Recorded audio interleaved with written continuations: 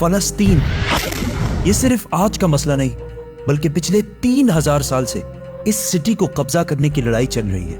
آج سے 3300 سال پہلے اللہ نے موسیٰ علیہ السلام کو حکم دیا کہ بنی اسرائیل یہودی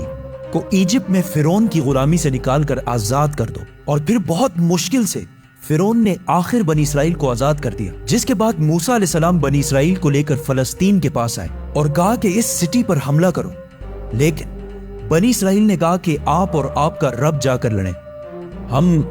یہ لڑائی نہیں کرنے والے، جس کی وجہ سے اللہ نے 40 سال تک انہیں اس ڈیزرٹ میں رہنے کی سزا دی، جدھر موسیٰ علیہ السلام پر آسمانی کتاب تورات نازل ہوئی۔ اور اس تورات کے پہلے chapter the book of Genesis میں کلیئرلی لکھا ہے، صاف صاف لکھا ہے کہ یہ علاقہ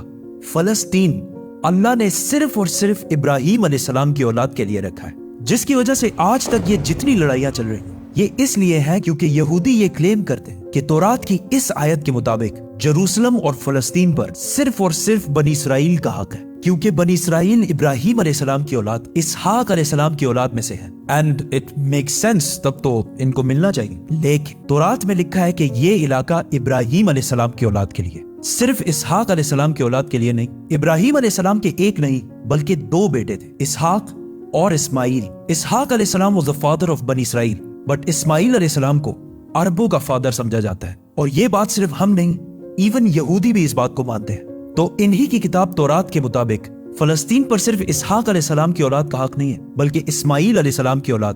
عربوں کا بھی حق ہے۔ موسیٰ علیہ السلام کے ساتھ 40 سال ڈیزرٹ میں رہنے کے بعد آخر بنی اسرائیل نے یوشع جاشوا کی لیڈرشپ میں فلسطین کو فتح کر لیا، لیکن کچھ ہی عرصے بعد یہ سٹی ان کے ہاتھ سے دوبارہ نکل گئی، اور پھر اگلے 300 سال تک بنی اسرائیل اس سٹی کو دوبارہ حاصل نہیں کر سکے۔ لیکن 300 سال بعد بنی اسرائیل نے داؤد علیہ السلام کی لیڈرشپ میں اس سٹی جروسلم کو دوبارہ فتح کر لیا، اور ان کے بیٹے سلیمان علیہ السلام نے یہاں پہلی دفعہ اللہ کی عبادت کے لیے ایک مسجد، ایک ٹیمپل بنایا۔ سلیمان علیہ السلام کے بعد یہودیوں نے فلسطین اور جروسلم پر 400 سال تک حکومت کی، لیکن 400 سال بعد بیبلون عراق میں ایک بہت ہی طاقتور امپائر بن چکی تھی، جس کے بادشاہ بخت نصر نے اپنی امپائر کو بڑھانے کے لیے فلسطین پر حملہ کر دیا اور جروسلم کو تباہ و برباد کر دیا، اور اس کے اندر ہزاروں یہودیوں کو شہید بھی کیا، اور اس ٹیمپل کو بھی تباہ کر دیا جو سلیمان علیہ السلام نے بنایا تھا، اور جتنے یہودی زندہ بچ گئے تھے ان ساروں کو غلام بنا کر اپنے کیپٹل بیبلون عراق لے گئے، اور 70 سال تک یہودی عراقیوں کی غلامی کرتے رہے۔ لیکن 70 سال بعد عراق پر ایران کے ایک بہت ہی نیک بادشاہ سائرس دا گریٹ نے حملہ کر دیا، جسے ہم ذوالقرنین کے نام سے جانتے ہیں۔ سائرس دا گریٹ نے عراق کی اس حکومت کو فتح کر لیا، اور یہاں جتنے بھی یہودی تھے ان ساروں کو واپس فلسطین بھیجا، اور انہیں فنڈز بھی دیے کہ واپس جا کر سلیمان علیہ السلام کے ٹیمپل کو دوبارہ بنا جو اس سے پہلے تباہ کر دیا گیا تھا۔ جس کے بعد یہودیوں نے پھر فلسطین پر 400 سال تک حکومت کی، لیکن پھر ان پر ایک ایسی حکومت نے حملہ کیا جس نے سارے یہودیوں کو یہاں سے 600 سال تک باہر نکال دیا، The Great Roman Empire، اور بنی اسرائیل پر اتنا ظلم کیا جو اس سے پہلے کسی نے بھی نہیں کیا۔ یہودیوں نے رومن امپائر سے لڑنے کی بھی کوشش کی، لیکن رومن امپائر نے ہزاروں یہودیوں کو قتل کیا، اور حالات اتنے خراب ہوئے کہ یہودی رومن امپائر سے چھپ کر غاروں میں رہنے لگے، اور رومن امپائر نے بیت المقدس، جسے پہلے سلیمان علیہ السلام اور پھر ذوالقرنین نے بنایا تھا، دوبارہ تباہ و برباد کر دیا، اور اس کے بعد یہ ٹیمپل آج تک دوبارہ نہیں بن سکا۔ رومن امپائر نے فلسطین اور جروسلم پر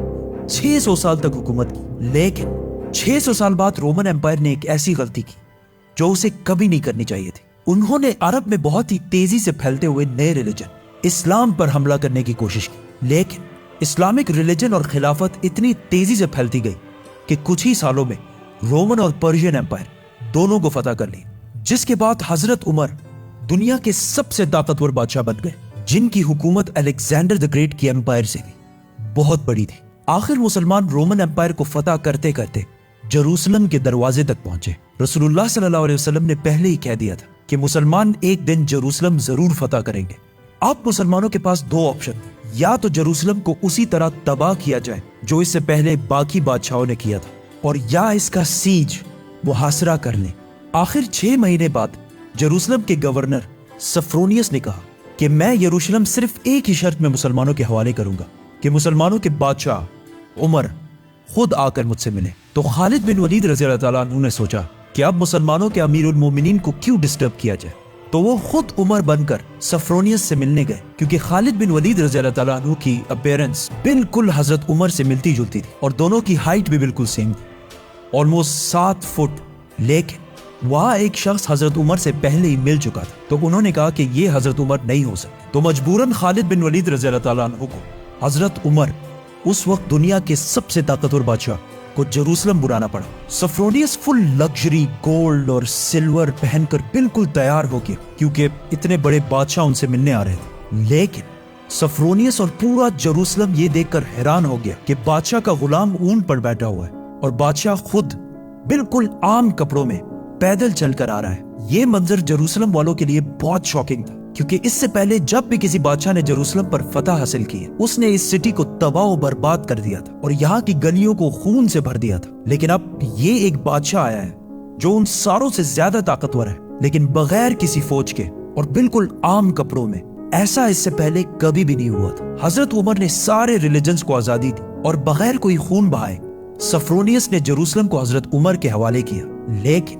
انہوں نے ایک شرط یہ بھی رکھی کہ مسلمان یہودیوں کو جیروسلم آنے کی اجازت نہیں دیں گے۔ لیکن حضرت عمر نے اس کی یہ شرط نہیں مانی اور یہودیوں کو بھی بیت المقدس آنے کی اجازت دی، اور اس طرح پہلی دفعہ جیروسلم ابراہیم علیہ السلام کے بیٹے اسماعیل علیہ السلام کے اولاد کے پاس آیا۔ اس کے بعد آلموسٹ 350 سال تک مسلمان، کرسچن اور یہودی جیروسلم میں بالکل پیس اور امن کے ساتھ رہنے لگے۔ لیکن پھر 350 سال بعد کرسچنز نے پورے یورپ سے فوج جمع کر کے جیروسلم پر دوبارہ حملہ کر دیا۔ اس وقت مسلمانوں کے آپس میں بہت لڑائیاں چل رہی تھی، جس کا فائدہ اٹھا کر کروسیڈرز نے آسانی سے جیروسلم کو فتح کر لیا، اور جیروسلم فتح کرنے کے بعد مسلمانوں اور یہودیوں پر انبلیویبل ظلم کیا اور ہزاروں مسلمانوں اور یہودیوں کو شہید کر دیا، اور مسجدوں اور سینیگوگز کو بھی تباہ کر دیا۔ اور ہسٹری میں لکھا ہے کہ کروسیڈرز نے جیروسلم کی گلیوں کو مسلمانوں کے خون سے بھر دیا تھا، اور ایون مسجد اقصی کو بھی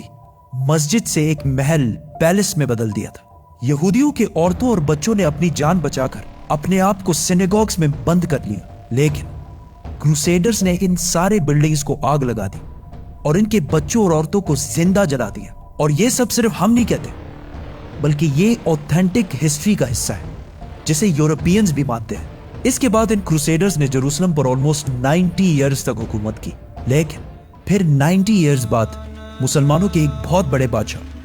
سلطان صلاح الدین ایوبی نے پوری مسلم دنیا سے فوج جمع کر کے جیروسلم کو دوبارہ کرسچن سے چھین کر فتح کر لیا۔ اور اس وقت سارے کرسچنز کا یہ خیال تھا کہ اب صلاح الدین ہم سے اسی طرح بدلہ لے گا جس طرح ہم نے لاکھوں مسلمانوں کو شہید کیا تھا۔ لیکن صلاح الدین ایوبی نے بالکل حضرت عمر کی طرح سارے کرسچنز کو معاف کر دیا۔ ایون کرسچنز بھی اس بات پر حیران ہوئے اور صلاح الدین سے پوچھا کہ جب ہم نے فتح کیا تو ہم نے ہر مسلمان کو قتل کیا تھا، لیکن صلاح الدین ایوبی نے انہیں کہا I am not those men. I am صلاح الدین۔ صلاح الدین صلاح الدین ایوبی نے ان سارے ریلیجنز کو دوبارہ آزادی دی اور مسجد اقصی جسے محل بنا دیا گیا تھا اسے دوبارہ مسجد بنایا اور ادھر پہلی نماز ادا کی۔ جیروسلم کو جب بھی کسی بادشاہ نے فتح کیا ہمیشہ ادھر بہت خون بہایا ہے، سوائے مسلمانوں کے جنہوں نے ہمیشہ بالکل پیس اور امن کے ساتھ اس سٹی کو فتح کیا۔ صلاح الدین ایوبی کے بعد ایک بار پھر سارے ابراہیمک ریلیجنز جیروسلم میں بالکل پیس اور امن کے ساتھ 800 سال تک رہے۔ 800 سال۔ لیکن 800 سال بعد اور آج سے 100 سال پہلے جب جیروسلم پر آٹومن امپائر کی حکومت تھی تو ورلڈ وار 1 کے بعد عربوں نے برٹش کے ساتھ مل کر عثمانیہ خلافت کو ہمیشہ کے لیے ختم کر دیا کہ ہم عربوں پر یہ ٹرکش لوگ آ کے کیوں حکومت کر رہے ہیں۔ تو اس نیشنلزم کی وجہ سے فلسطین بھی مسلمانوں کے ہاتھ سے نکل گیا۔ لیکن تھوڑے ہی عرصے پہلے برٹش اور یہودیوں کی آپس میں ڈیل ہو چکی تھی کہ اگر برٹش کو یہ علاقے ملے تو وہ ادھر ایک یہودی سٹیٹ بنائے گے۔ اور یہ معاہدہ ہوا کیوں تھا؟ کیونکہ اس سے پہلے یہودی یورپ کے ہر field, business, science, medical, banking, ہر چیز میں بہت سٹرونگ ہو چکے تھے، جس کی وجہ سے یہودی یورپ کے سب سے طاقتور اور رچ کمیونٹی بن گئے۔ تو ان کی سپورٹ حاصل کرنا برٹش کے لیے سب سے ضروری تھا، اور پچھلے 1800 سال سے یہودیوں کے پاس اپنا کوئی بھی ملک نہیں تھا۔ تو ان میں سے کچھ یہودیوں نے زائنزم کی سوچ شروع کی کہ ہمارا یہودیوں کا بھی ایک اپنا ملک ہونا چاہیے، اور اس کے لیے انہوں نے اسی فلسطین کے علاقے کو چنا۔ اور یہ ملک حاصل کرنے کے لیے انہوں نے ہر طرف سے کوشش شروع کی. یہودیوں نے ایون عثمانی خلیفہ سلطان عبدالحمید سے بھی ڈیل کرنے کی کوشش کی، لیکن انہوں نے صاف انکار کر دیا، جس کی وجہ سے یہودیوں کو سمجھ آ گئی کہ اگر اپنا ملک بنانا ہے تو عثمانیہ سلطنت کو ختم کرنا ضروری ہے. اور جیسے ہی ورلڈ وار 1 کے بعد آٹومن امپائر ختم ہوئی اور فلسطین آٹومن امپائر سے برٹش کی طرف چلا گیا، تو یہودی پوری دنیا سے اسی سیکرٹ پلان کے تحت فلسطین شفٹ ہونا شروع ہوئے اور فلسطین کے مسلمانوں سے زمینیں ڈبل ٹرپل پرائس پہ خریدنے لگے، کیونکہ پیسہ تو ان کے پاس بہت تھا. برٹش امپائر نے بھی بیلفور ڈیکلیریشن میں یہودیوں کے ایک الگ سٹیٹ ہونے کو سپورٹ کیا تاکہ ورلڈ وارز میں یہودیوں کا سپورٹ اور پیسے دونوں حاصل کر سکیں. اور اسپیشلی ورلڈ وار 2 کے بعد یورپ میں ہٹلر کے یہودیوں پر ظلم کے بعد یہودی اور بھی زیادہ پوری دنیا سے فلسطین میں جمع ہونے لگے اور فلسطین میں آہستہ آہستہ لڑائیاں بڑھنے لگی، جس کی وجہ سے UN نے ایک فیصلہ سنایا کہ فلسطین کو 3 حصوں میں ڈیوائیڈ کیا جائے گا. ایک حصہ فلسطین، دوسرا اسرائیل اور تیسرا جیروسلم، جو ان دونوں میں سے کسی کا بھی نہیں ہوگا بلکہ یہاں UN کی حکومت ہوگی اور اس میں سب ریلیجنز کو آزادی ہوگی. جس پر عرب ممالک نے اس فیصلے کی سخت مخالفت کی اور اسرائیل کے آزاد ہونے کے صرف 1 دن بعد اسرائیل پر ہر طرف سے حملہ کر دیا. ایجپٹ، جارڈن، سیریا، تینوں کی فوجیں ایک ساتھ اسرائیل میں داخل ہوئی، لیکن بہت ہی بے شرمی سے عرب ممالک یہ جنگ ہار گئے اور ایک ایسے ملک سے ہارے جو ان سے سائز میں بہت چھوٹا اور جو اس جنگ سے صرف 1 دن پہلے آزاد ہوا تھا. اس ہار کی وجہ سے جو پلان UN نے اس جنگ سے پہلے بتایا تھا اس کا صرف 40% علاقہ فلسطینیوں کو ملا اور 60% علاقہ اسرائیل نے فتح کر لیا اور ایون جیروسلم کی آدھی سٹی کو بھی فتح کر لیا. اسرائیل اکیلے یہ جنگ نہیں لڑ رہا تھا بلکہ اس کے ساتھ پوری دنیا کا سپورٹ بھی تھا. ایون رشیا اور US دونوں کا سپورٹ اسرائیل کے ساتھ تھا. اسرائیل نے یہ علاقے فتح کر کے ٹائم بالکل بھی ضائع نہیں کیا اور 7 لاکھ عربوں کو فلسطین سے باہر نکال دیا. 7 لاکھ، جس کی وجہ سے فلسطین میں آہستہ آہستہ یہودی زیادہ اور عربی کم ہونے لگے. اس جیت کے بعد اسرائیل بہت سٹرونگ بن گیا اور پوری دنیا سے اور بھی زیادہ یہودی اسرائیل میں جمع ہونے لگے. اس کے بعد یہودیوں نے اپنے آپ کو عرب کے بالکل سینٹر میں ایک بہت ہی مضبوط حکومت بنا لی تھی. لیکن پھر بھی یہ 2 علاقے ویسٹ بینک اور گازا اسرائیل کے کنٹرول میں نہیں تھے. لیکن آج سے آلموسٹ 60 سال پہلے 1967 میں کچھ مس انڈرسٹینڈنگز کی وجہ سے یہاں جنگ ایک بار پھر شروع ہو گئی اور ایک بار پھر ایجپٹ، جارڈن، سیریا ورسس یہ چھوٹا سا اسرائیل.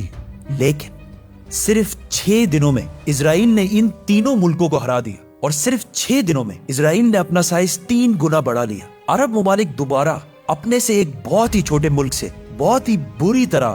ہار گئے. یہ ایسا ہے کہ آج خبیب حزب اللہ سے ہار جائے اور وہ بھی 2 مرتبہ. عرب ممالک کے 2 دفعہ اسرائیل سے ہارنے کے بعد ان کی عوام اپنے نیشنلسٹ حکمرانوں کے خلاف ہو گئے اور نیشنلزم، قومیت کو چھوڑ کر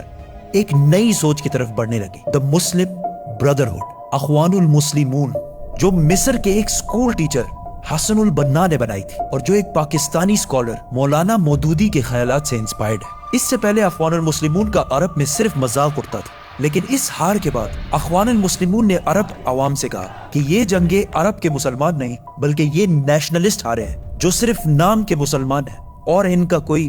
جس کے بعد عرب کی عوام اس نئے سوچ مسلم بردرہڈ کی طرف آنے لگی. حماس بھی اسی اخوان المسلمون سے انسپائرڈ ایک گروپ ہے، لیکن اخوان المسلمون وائلنس کے خلاف. اس جیت کے بعد اسرائیل نے ویسٹ بینک، گازا اور جیروسلم سب پر قبضہ کر لیا اور آج تک یہ سارے علاقے اسرائیل سے دوبارہ کوئی بھی نہیں چھین سکا.